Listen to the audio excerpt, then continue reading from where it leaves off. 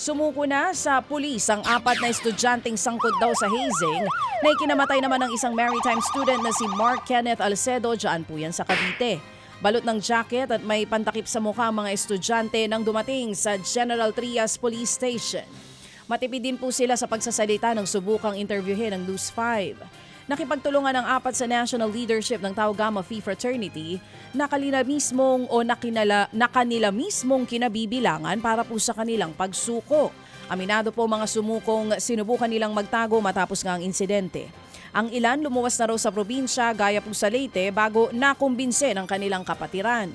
Sa affidavit ng 4, lumalabas na 2 sa kanila ang kasama ring naghatid sa biktima sa ospital kasama ang una ng sumuko sa krimen.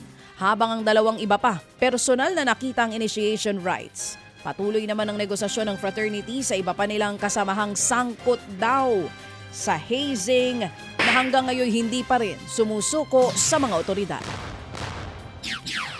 Patay po ang isang heavy equipment operator matapos namang mahulog ang backhoe sa Cagayan River sa Aurora, Isabela. Base po sa investigasyon, nangunguha ng buhangin ng biktima gamit ang backhoe nang bumaliktad ito at mapunta sa ilalim na bahagi ng ilog. Hindi na nagawang makalabas ng biktima nang malubog sa tubig ang heavy equipment. Wala na siyang pulso nang maiahon ng mga rescuer. Nangako naman po ang kumpanyang pinagtatrabahuhan ng biktima na magpapaabot ng tulong sa naulila nilang pamilya. Sa San Mariano naman po sa Isabela, patay ang magpinsa ng mabanggang kanilang motorsiklo ng isang SUV. Base po sa investigasyon, parehong mabilis ang takbo ng 2 sasakyan nang magkaroon ng banggaan sa kurbadang daan.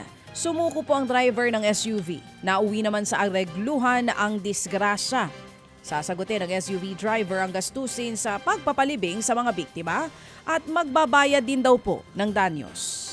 Mga kapatid, para sa iba pang mga balita at impormasyon, sundan niyo po kami sa X, Instagram, Facebook at syempre sa TikTok, True Network PH. Mag-subscribe din po kayo sa aming YouTube channel, True Network. May website din po tayo, truenetwork.ph, at pwede niyo rin po kaming mapanood sa Channel 19 ng aming True FM TV. Lagi pa rin makinig sa radyo dito po sa 105.9 True FM dahil dito, laging true sa'yo, kapatid. Ito tayo sa totoo, tunay at tapat.